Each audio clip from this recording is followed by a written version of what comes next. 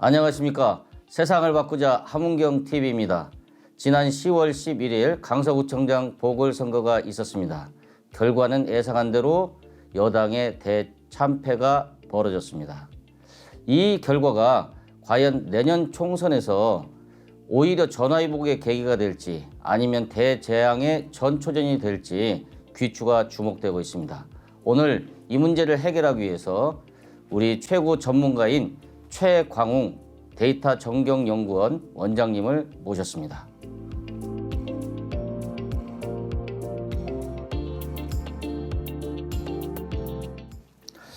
자, 먼저 우리는 보궐선거 얘기를 안 할 수가 없는데요.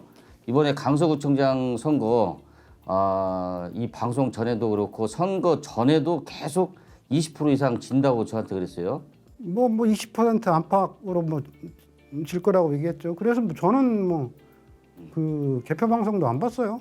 네, 그러면 왜 이런 결과가 나왔는지 한번 좀 잠깐 좀 얘기 좀 해주십시오. 여론조사 추이가 그렇게 나오고 있었어요. 계속 한국갤럽하고 그다음에 MBS라는 이제 여론조사를 저는 이제 주로 보거든요. 그 흐름을 봅니다. 네. 특정한 시점에서는 이제 이게 출렁거리기일 수도 있기 때문에 이게 쭉 흐름을 보는데 이게 대통령 국정 운영 지지도하고 정당 지지도가 일정한 흐름이 쭉 나타나고 있었어요. 그걸 보면 이제 뻔짜거든요, 이게.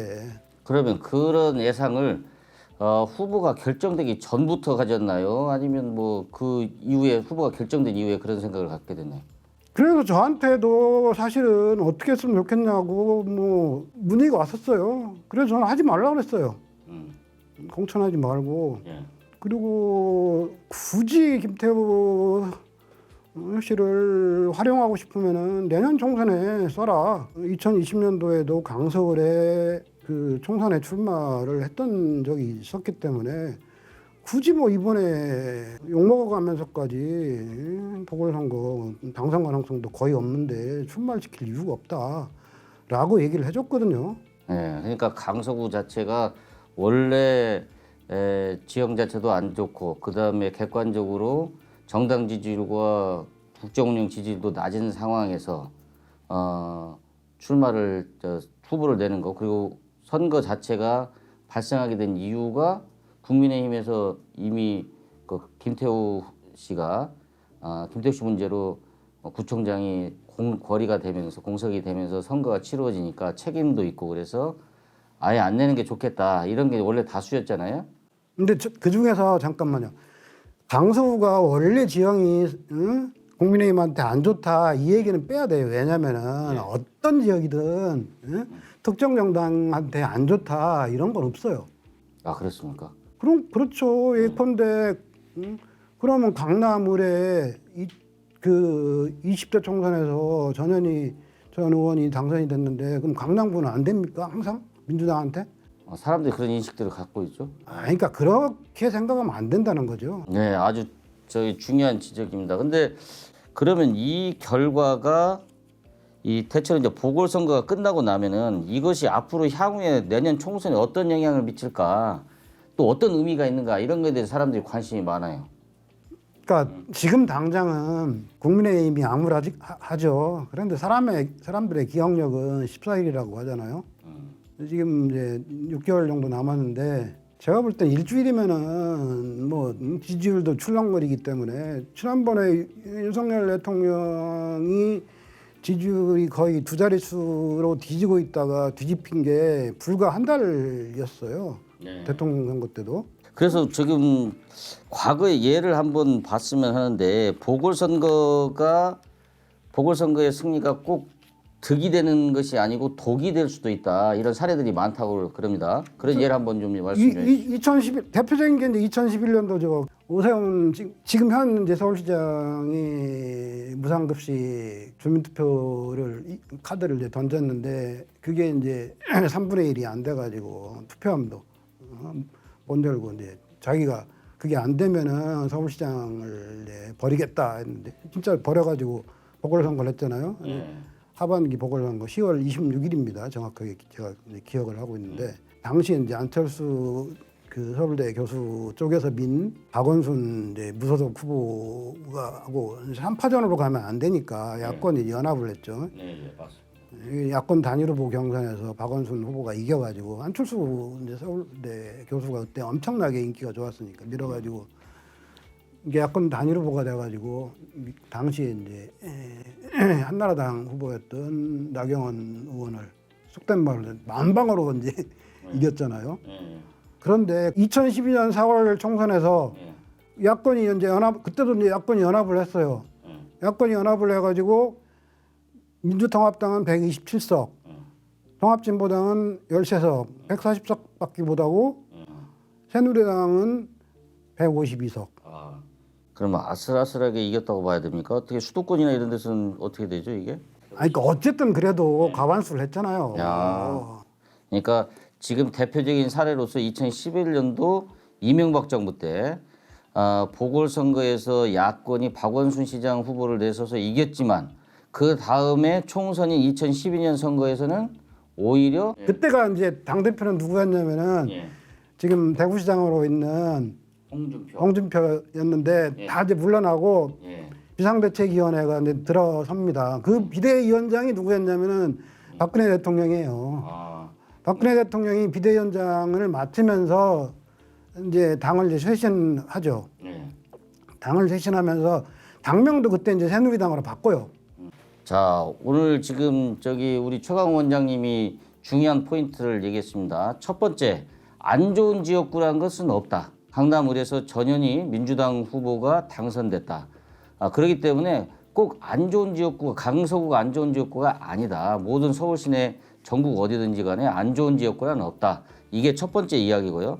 두 번째는 보궐선거에서 졌다고 해서 그 다음에 선거, 총선거라든지 이런 것은 완전히 다른 이야기다. 즉 보궐선거에서 졌다고 해서 총선에서 지는 게 아니다. 총선에서 대승할 수도 있다라고 하는 얘기를 2011년 보궐선거와 2012년 총선을 비교해서 얘기를 했습니다. 우리 이 유튜브 방송을 듣는 모든 분들에게 가장 중요한 이야기 오늘 지금부터 하도록 하겠습니다. 지금 내년 선거에서 보수정당이 이길 수 있는 전략 3가지를 공개하도록 하겠습니다.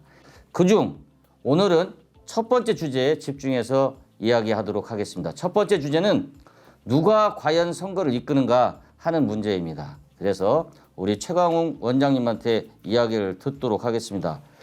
일반적으로 일반적인 아닌 미국 같은 경우를 보면은 대통령이 직접 선거운동하잖아요. 그러니까 우리나라는 법률적으로 그게 안 돼 있으니까 예? 실질적으로는 실질적인 선대위원장은 대통령이고. 그러니까 내용적인 선대위원장, 예? 내용적으로는 좌지우지를 하지만은 법률적으로는 하면 안 돼요. 법률적으로 그걸 했다가 감옥 간 게 당무 개입까지도 추가돼가지고 뭐 2년인가 3년이 또 추가돼가지고 예? 감옥에 가게 됐죠. 박근혜 전 대통령이 당무 개입 이제 불법이란 말이에요. 사실 뭐 당무 개입이라고 해서 꼭 직접적으로 얘기 않지만 암암리에 뭐 다 저 뜻이 전달되는 루트는 다 있지 않아요? 그러니까 옛날 대통령들 다 그렇게 했어요. 김대중 때도 제가 2000년도 선거 때 새천년 민주당 젊은 비수요로 해서 제가 한번 가봤지만은 그때도 보면은 되게 지침이 오죠. 뜻을 받들어서. 옛날에 노무현 대통령 시대에도 그때 이제 그 당정 분리를 처음으로 했어요. 그렇죠. 예. 당 총재가 없어졌습니다. 김대중 대통령 시절에까지만 해도 대통령이 총재를 했으니까요. 근데 노무현 대통령은 당정 분리를 해놓고도 실제로는 당에다가 이러이러한 사람을 좀 공천해줬으면 좋겠다라고 다 전달하고. 제가 정무수석실에도 한 1년에 근무했어요. 제가 그 쫄딱으로 심부름하고 그랬거든요. 아, 이거 기막힌 사실인데요. 근데 그렇다면 이제 이명박, 박근혜 때도 의사 표현들은 의사는 충분히 전달됐다 이런 거잖아요. 그러니까 이명박 대통령 시절에 박근혜 당시 의원이 친박 공천 학살에 항의해서 그렇죠. 예. 친박 연대도 나왔어요 그때. 그러니까 당도 속고 나도 속고 다 속았다고 막 울부짖고 난리가 났었잖아요. 그게 그 표현 아닙니까 그게 다. 그러니까 사실상 그러니까 제일 핵심이 공천인데 공천에 대통령들이 다 좌지우지하죠. 적어도 임기 중반까지는 다 좌지우지해요. 근데 말년이 되면은 힘이 빠지니까 그걸 못하는 거예요. 그러니까 실질적으로 우리가 이제 중간 평가라고 하는 것이 객관적인 현실이기 때문에 내용적으로 선대위원장은 대통령이다. 그렇지만 미국처럼 직접 나서서 선거 운동을 하지 못하는 현실이 현재 대한민국 현실이고 법 현실이니까 공천이나 이런 과정에서 영향력을 행사하는 건 맞지만 그건 말고도 실질적으로 또 겉으로 국민들이 보이게끔 하는 선거 운동 누가 이끄는가가 또 중요하지 않습니까? 아니 근데 이제 그 전에 두 가지를 하죠. 대통령은 한 가지는 이제 공천에 개입하고 사실상 공천에 개입하고 또 하나는 국정 운영을 통해서 개입을 하죠. 예, 두 가지요. 예. 국정 운영을 통해서 말하자면은 대통령 지지율을 끌어올린다. 대통령의 국정 운영 지지율을 끌어올리면은 찍어줘야 되겠다라는 생각이 들 거 아닙니까 유권자들은. 예? 보통 이제 여론조사 회사들이 국정 안정론에 손을 들어주겠습니까? 야당의 심판론에 손을 들어주겠습니까? 이렇게 이제 보통 이제 두 가지로 그 질문지를 던져가지고 물어보잖아요. 그럼 안정론이냐 심판론이냐? 예? 근데 대통령 지지율이 올라가면은 안정론이 올라갈 거 아닙니까? 그렇죠. 예. 그런데 2020년을 한번 상기해 보세요. 그러니까 더불어민주당은 아시다시피 이제 이낙연 대표 체제로 치렀고요. 예. 그리고 당시에 이제 미래통합당 지금 이제 국민의힘의 전신 정당이죠. 미래통합당은 황교안 대표 체제로 치렀는데요. 이낙연 당 대표가 이끈 그 총선에서 이길 수 있었던 이유가 문재인 대통령의 국정운영 지지도가 엄청 높았어요. 예? 아무리 그 포퓰리즘이라고 하더라도 그리고 그게 탁모 씨가 만든 이벤트가 많이 작용했다고 하더라도 어쨌든 간에 그 당시에 국정운영 지지도가 높았어요. 그런데 2016년부터 2017년 사이에 박근혜 전 대통령이 이제 탄핵을 당했단 말이에요. 어쨌든 간에 국민의 80% 가까이가 여론조사에서 탄핵을 지지해가지고 박근혜 전 대통령이 이제 탄핵을 당했어요. 그러니까 지금도 그게 부당하다고 이제 얘기하는 사람들이 있어요. 물론. 그건 이제 자유민주주의 국가에서 저는 뭐 존중합니다. 의견으로서요. 의견으로 존중해요. 다만 이런 거예요. 대통령이고 국무위원이고 그다음에 뭐 판사고 이런 사람들의 탄핵 심판은 본질적으로 정치 심판이에요. 네, 맞습니다. 정치 심판입니다. 그러니까 법률 심판이 아니기 때문에 그걸 법률적으로 이게 부당하다 이렇게 주장할 수는 없어요. 미국도 똑같아요. 예? 그렇기 때문에 이거는 이미 다 끝난 사건이란 말이에요. 예? 그렇기 때문에 정치적으로 심판 받았고 다 끝났는데 그러면은 그 당시 미래통합당은 뭘 했어야 되냐면은 박근혜 대통령 밑에서 국무총리를 했던 사람을 당원들이 결정했는데 당대표로 선출을 했어요. 그 황당한 일이 벌어진 거예요. 응? 그러니까 여론조사와 그 당원 투표를 이제 섞어서 하잖아요.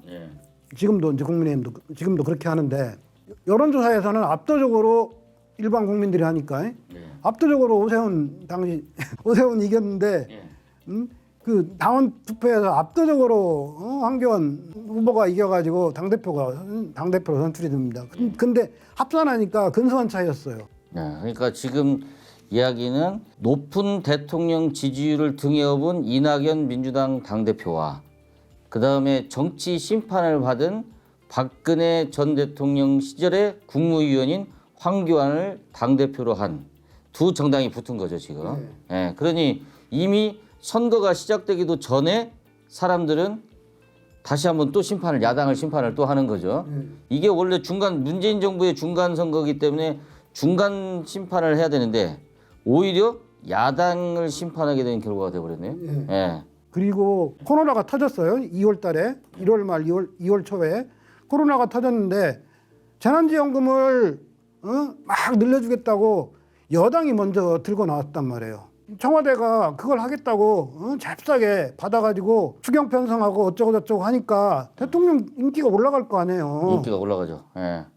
굉장히 올라갔습니다. 그것 때문에 사실은 그 선거가 게임 셋이 된 거예요. 근데 부랴부랴 미래통합당도 그때 당시에 처음에는 이거 아닌데 이거 재난지원금 왕창 줬다가 나라 망하는데 이제 이런 스탠스 하다가 나중에 보니까 이거 민심이 그게 아닌데 하다가 이제 뒷북친 거 아니에요. 맞습니다. 예. 응? 이제 그만큼 대통령이 어떻게 하느냐 선거 때 그게 굉장히 중요한 거죠. 근데 만약에 그거를 정부 여당이 이니셔티브가 있지만은 그거를 야당이 먼저 주장했다면은 예. 그건 우리 국민들이 똑똑하거든요.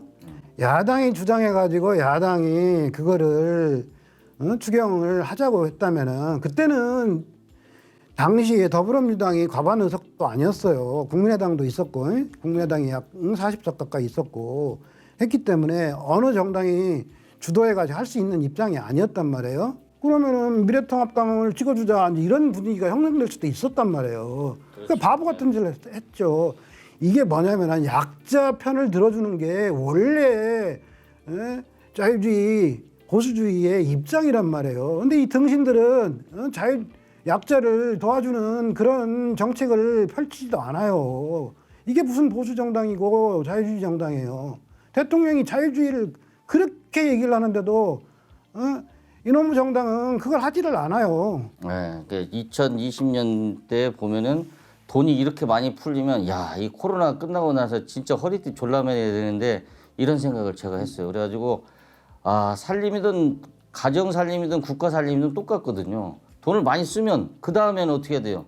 허리띠를 졸라매야 되거든요. 그러니까 코로나 이후에는 경제가 또는 피부로 와닿는 게 정말 힘들겠구나 이런 생각을 했는데 지금 현재 윤석열 정부가 직면하고 있는 게 사실상 그 코로나 후과죠. 허리띠를 졸라매야 되는 상황이니까 씀씀이도 줄여야 되고 더군다나 뭐 세계적인 문제도 있고 그래서 지금 어려운 상황인데 여하튼 간에 그래도 국정 운영을 잘해야 된다 이런 거잖아요. 저는 뭐 윤석열 후보를 지지한다고 선언했고 투표도 그렇게 했습니다만은 지금 하는 걸 보고 사람들이 상당히 뭐 말들이 많습니다. 어떻게 보십니까? 잘못하고 있죠. 잘못하고 있는 거는 객관적인 지표로 네. 나타나고 있는 거죠. 근데 저는 이게 윤석열 대통령이 경제 전문가도 아니고 원래 원하는 게 있잖아요. 저는 뭐 나라의 큰 방향을 이렇게 방향을 제대로 너무 잘못된 방향으로 가니까 잡는 것이 중요하다. 그거 하나만 해도 참 다행이다 이렇게 생각을 했었거든요. 그런데 이제 국민들이 원하는 게 있었죠. 윤석열 대통령한테. 그게 뭐라고 생각하십니까? 이분이 경제 전문가 아니에요. 외교안보 전문가 아니에요. 그런데 검찰 출신이란 말이에요. 예? 도둑놈 쉽게 표현하면 도둑놈 때려잡는 전문가라고요. 예? 맞습니다. 우리 전문 용어로 우리 이제 감옥 갔다 온 사람들 전문 용어로 도둑놈 때려잡는 전문가인데 근데 도둑놈 안 때려잡고 있잖아요. 그렇죠. 예. 예? 그 깡패들 때려잡아야 되는데 깡패들이 점점 늘어나고 있어요. 조폭들이.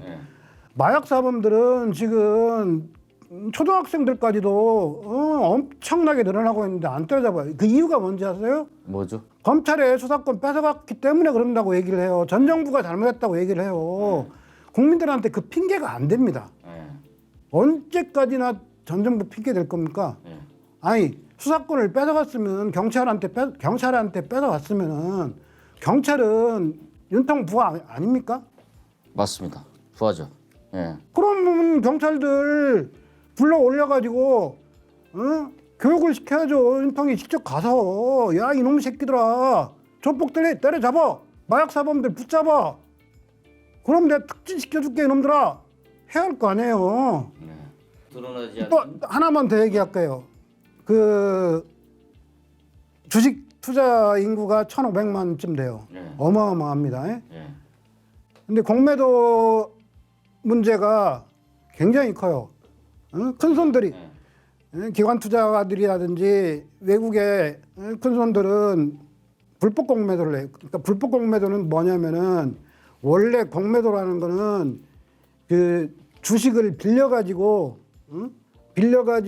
공매도를 쳐야 되는데 주식을 빌리지 않고 공매도를 친다는 얘기예요. 그럼 이제 어떤 일이 벌어지냐면은 개인은 이제 공매도를 해도 그 3개월인가 정확하게 이제 모르겠습니다만 이거 확인해 주세요. 그걸 그 상환 그 기한이 있는데 기관 투자가나 외국인들은 상환 기한이 없어요. 그 상환 기한도 유리한 데다가 요것들은 불법으로 그런 식으로 하기 때문에 굉장히 유리해요. 근데 단속을 안 해요. 그런 단속을 해야 되는데 이런 단속을 만약에 한다. 물론 천억만이 걸린 일인데. 그러니까 남부지검에 예전에 남부지검에 그 있었어요. 예. 있었다가 그걸 없었죠. 예. 문재인 정부 때 없앴다가 지금 한동훈 장관이 다시 한동훈 살리고 장관이 있습니다. 다시 살려냈는데 근데 이건 검찰의 한 부서로만 하는 게 아니라 금감원이나 경찰이나 관계부처 합동으로 뭐 왕창 인력을 늘려야 돼요. 아니 1,500만 명이 주식 투자를 한다면은 거기다가 유권자 곱하기 2 해봐요. 3천만 명의 그 스피커들이 있는데. 예. 스피커가 있고 자산이 걸려 있어요. 예, 맞습니다. 어마어마한 일이에요. 이걸 왜 신경을 안 쓰냐고요. 이런 얘기를 하고 싶어요. 그러니까 총선을 어떤 사람이 이끄느냐. 예. 이게 굉장히 중요하거든요. 예. 지난번 제 이기는 선거에는 뭔 얘기를 썼냐면 선거는 바람이다 이렇게 이제 머릿말에 썼는데 그러니까 바람이라는 말은 무슨 얘기냐면 민심을 얘기한 거예요. 선거는 민심이다. 민심을 잘 따라야 선거 이긴다. 이제 이 얘기를 쓴 건데 그 민심을 잘 읽는 사람이 누구냐? 누구겠어요? 리더죠, 리더. 지도자라는 말이죠. 예. 지도자의 리더십이 제대로 발휘되지 않으면은 아무리 민심을 잘 읽는 사람, 제가 대한민국의 최고 가는 선거 전략가라고 하더라도 그 제대로 듣지 못하는 리더한테 백날 얘기해줘 봐요. 못 이겨요. 그렇잖아. 지금까지 보수 정당의 필승 전략, 선거를 이끄는 리더 문제를 중심으로 해서 살펴봤습니다. 어떤 리더로 선거를 치룰지는 지금 아무도 모릅니다. 짧은 기간 안에 선거가 반전이 이루어진 경험도 우리 역사에서 많이 봐왔습니다. 아직도 기회는 남아 있습니다. 남은 2가지 필승 전략이 있습니다. 이 2가지 필승 전략은 다음 편에 공개하겠습니다. 여러분 꼭 시청해 주시기 바랍니다. 세상을 바꿉시다. 함은경 TV입니다.